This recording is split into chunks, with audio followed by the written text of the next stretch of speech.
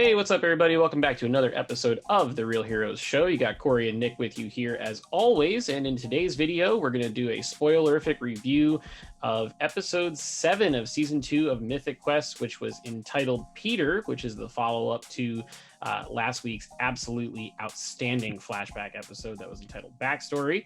Again, big time spoilers here. So if you have not seen this episode or the one before it, definitely go back to AppleTV Plus, check it out, and then come back and see us. Nick, how are you today, bud? Doing well. A bit older today, but yeah, still feeling young. This is the dedication you have to this channel. It's Yes. your birthday, and you're recording today. Still here. Yep. So Yep. I'm not gonna sing because it would just be bowling No. shoe ugly. But we're celebrating you today with some laughter, some Mythic Quest, indeed. and some shitting in people's desks. Oh, God. I'm Amazing. curious. We haven't really talked about this much because we were both out of town over the weekend. But what were your thoughts on this episode? I enjoyed it. It was good overall. Not as good as the week prior, obviously. And I think I don't think there will be an episode as good as last week's episode, as good as Backstory for Mythic Quest as a whole. I think it was a pretty good follow-up. I wasn't quite sure what to expect going into it, even though we sort of knew what he was, or who CB was going to meet with. But the premise of it all was it was all over the place. It was up, it was down. There was highs and lows. There was some compliments and some insults. Yeah. And yeah, I enjoyed it. I think it was a good second part to the now in time, whereas the week before we got a backstory, so we've got about 40 years worth of catching up to do, and mending of the spirits and friendships, and rivalries.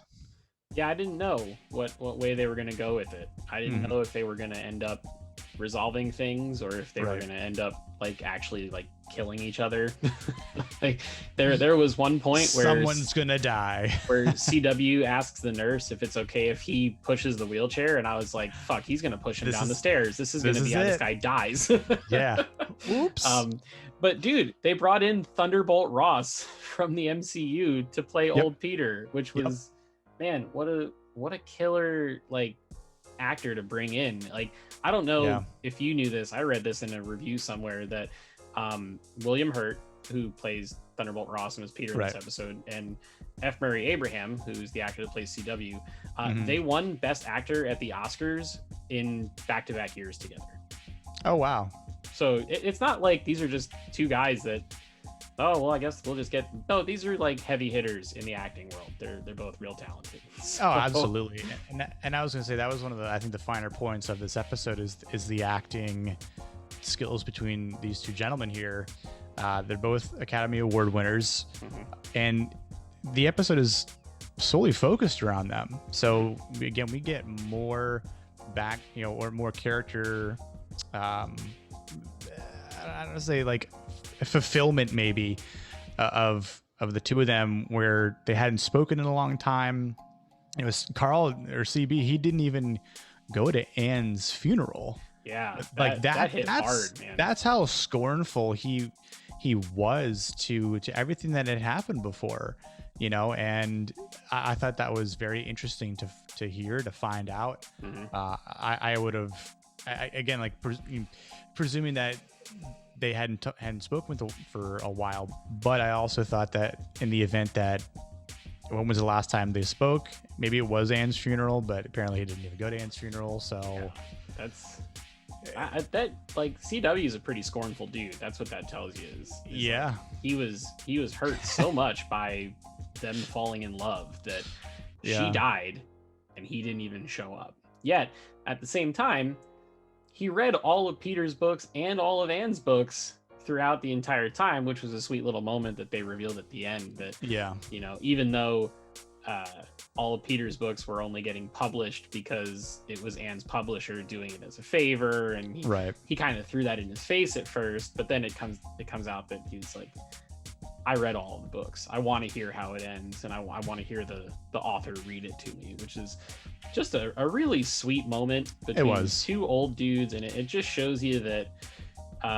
time can heal a lot of wounds, and even the oldest, most curmudgeonly people can change, which was kind of nice. Yeah, and I like how it was Peter and Anne's daughter who kind of set up the whole thing. They're like, so you're gonna apologize? It's like, no, I thought you're here to apologize. Yeah. It's like, why would I come all this way just to apologize? You know, it's you that owes me an apology. And so they're both sort of standoffish to apologize. And you know, it's when CW gets so, or CWCB gets so wasted, and it's like he has to get brought back to Peter's house or mansion, whatever. He passes out in the car. Yeah, I thought he was gonna just Ralph all over Rachel's car windows. She's like, no. She goes by a lot of names in this episode. Caligula, California, Calamari, granddaughter. So bad. You know, like it. Yeah, it was the rude humor in this episode. You know, it might strike some people and they might get offended by it, but I don't know what you're getting to with this show. Period. You know who's right in the episodes. You know where this is coming from. From It's Always Sunny. Like, if you can't stand It's Always Sunny, then why are you watching the show? Yeah. But I think, again, when Anne's daughter, who looks very much like her, and I think that strikes a chord in Carl's heart. Was it the same actor? I thought it was. I thought it was too. I probably should have done research on that. Bad podcaster, but whatever. I'm pretty sure it was. I was like, I think that's the same actress who played young Anne, and it was like, we're just gonna. And if it was, I like the fact that they did that only for the sake of, you look just like her. And I'm like, yeah, she does look just like her. Yeah, and it almost had kind of like a dreamlike kind of feel sequence to it, especially for CW, as he's coming out of this drunken stupor and he's clearly extremely hungover. Yeah. He kind of sees her and it's like the light parting through the clouds and all that. So yeah, and I think again, one of the more frustrating parts was Carl not really allowing himself to feel vulnerable for things that have happened, and you can kind of see that Peter's dying. He doesn't look good.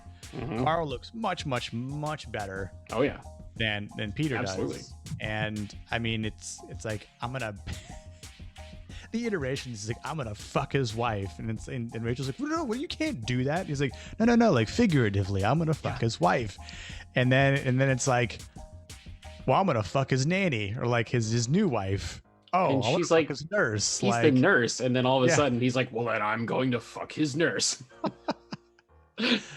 It's like the attempts all the way to where he actually shits in his desk. Yeah, crazy. Is that considered an upper decker as well? I don't know, because it was like top drawer. Top drawer. That's true. So maybe, but I think the solace that Carl finds when he's rummaging through the books and finds his 20th script for the 20th novella or whatever, and says, why didn't you finish it? And of course then he kind of rubs. There's a lot of rubbing in Peter's face, and in some cases I felt bad for Peter, not for the sake of him dying, but just because he's gone through a lot, and I think deep down he knows that Carl has had it out for him, but for saying, like, he even says, like, we were the tripod. Yeah, you left the tripod. You broke it, and I'm like, yeah, Carl, man, you kind of fucked up. Yeah, not the nicest guy in hindsight. And even in the very beginning when he's driving and Rachel's like talking to him, and he kind of leans over and he's like, Oh, I didn't hear anything you said. I tuned out a lot of frequencies that women say. Like, Yeah, what a dick. yeah, I'm like, I wonder why. This is gonna be a very very very bad episode for the usage of women. Yeah, but from Carl, but yeah, it was interesting. I thought it was fun to include Rachel in it. Because if not, there would have really been no tie for almost 2 episodes to anyone else from the Mythic Quest team, right? Other than CW, right? Which is you're in the point where there's only 3 episodes left in the season, right now, and now there's only 2 after this one. So I think it's time for them to.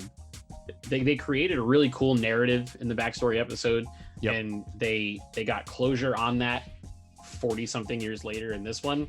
I think now it's time to go back, and I mean, obviously the main arc of the season is these 2 expansion packs for Mythic Quest. I think that for 8 and 9 we're gonna get back to those. Finally get the Ian and Poppy. Poppy, like, because something's gonna blow off between the 2 of them before the season's over, and I think it's time we get back to those. I almost wonder, and this is sort of the thought I had at the end of this episode, and I think this would be really good writing and pretty interesting if the whole usage of the backstory episode and the Peter episode with people that work together, especially between the male and the female aspect, which is currently all entangled and very heated to a certain extent between Poppy and Ian. We'll see. Will Carl come in and somehow not really control the reins, but give them some wisdom and feedback from his own life and experience, and really try to get them on board with each other and say, like, this isn't how it's going to work. Take it from me. And I don't know if it really has to go to the length of Carl telling Ian or Poppy what really happened, but just something that says, I've been here.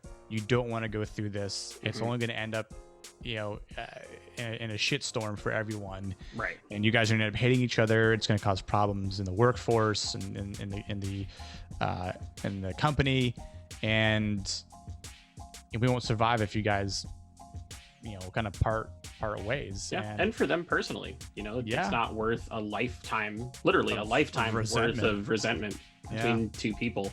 That I actually kind of like that. If the tension between Poppy and Ian mounts to the point where, like, the company is almost about to implode, and then CW comes in and he's the bridge that brings them back together through shared life experience with other people. That would make veering off and going on that that little detour for 2 episodes entirely worth it, in my opinion. Absolutely. And I think it would really tie everything nicely as a story with writing. And I think it's something that's very plausible. I think this would be the first time we'd also see Carl in person with some of the younger folks in the show. Yeah, which in this episode, there were only 4 people in the entire episode, which for COVID protocols, to not get CW or William Hurt sick, they're both old. So I can understand why they did it. And then they were maybe waiting until closer to the end of filming to bring them all back together into the same place. But I'm very excited to see where it goes. I know that they were smart enough to tie the Dark Quiet Death flashback stuff from season 1 into the finale there. So I imagine there will be some purpose behind this whole backstory thing, other than just a nice little mini arc that happened smack dab in the middle of the season. But out of 10, where would you fall on this one, coming off of the heels of the magic from the week before? Definitely not a 9. No. It was great, but I don't think it was a 9. Yeah. I think I had texted you after I watched it that it was probably somewhere between an 8 and 8.5 for me. Okay. I might get a little bit more granular and say, 8 1/4, 8, so like 8.25 maybe. Okay. again, just because of the involvement of the actors, the story, the development, the usage of backstory into this one, and the hilariousness that ensues throughout the episode, but also the kindness and the making up, the forgiveness that actually happens. The emotional aspect that Carl actually provides. When they're looking onward into the field and Peter's actually reading his last book. Yeah, it's like a life's too short moment. Yep. Don't ever take it for granted, and don't be petty and hold small things against people. So I think for me, I'd probably say, I guess like an 8.25 is probably where I'd fall as well. I might change that when the season ends, depending on where these two final episodes go and how this arc ties into that. If it does, if it doesn't, it might lower the score a little bit. If it makes the finale better, though, I might come back and change that. But for right now, I would say probably somewhere in the ballpark of where you're at. Yeah, I'd say the only last two thoughts I'll quickly add is we know Peter's dying. I wonder if there's some point in these last two episodes. Again, I don't know if it's going to try and fit too much into it, but I wonder in the span of these last two episodes, will Peter bite the dust? Will that affect Carl a little bit more? And maybe that plays into the whole Iron Poppy thing, or maybe as an ode to Peter. If his last book never gets published, I wonder if Carl does something about it to get it published, like in honor for his late passing friend or whatever. Right. So that would be cool. The posthumous publishing of his book. Yeah. I'd be all for that'd be pretty cool. Nice. But, I enjoy that. I'm actually kind of bummed that there's only 2 episodes left of this, because it's been so much good fun. Season. Yeah, it has been really good. And as far as I know, it still hasn't been greenlit for number 3 yet. So Apple needs to go ahead and do that. Yeah, hopefully soon. Cook, I'm calling you out again. It's 2 weeks in a row now. Please greenlight season 3 of Mythic Quest. Yes. If the show C can get 3 seasons, I'm pretty sure this can. Because that one's a lot more expensive than Mythic Quest. So, yeah. And this has been far more enjoyable than C. I haven't watched that show, but I would imagine that I'd agree with you on that. But we can make another video about that. We can, because Dave Bautista's joining the cast in season 2, which might be the push I need to actually watch that show. But that is going to wrap things up for this video. Would love to hear from you guys in the comments below. Let us know what you thought about this one, the follow-up off backstory, and how you think this one's going to tie into the remaining 2 episodes of this season. If you'd like to support the channel, go ahead and like this video, click the subscribe button if you're new, turn on those notifications so that way you never miss a new video from us. I just posted a review of Raiders of the Lost Ark in 4K Blu-ray on the channel.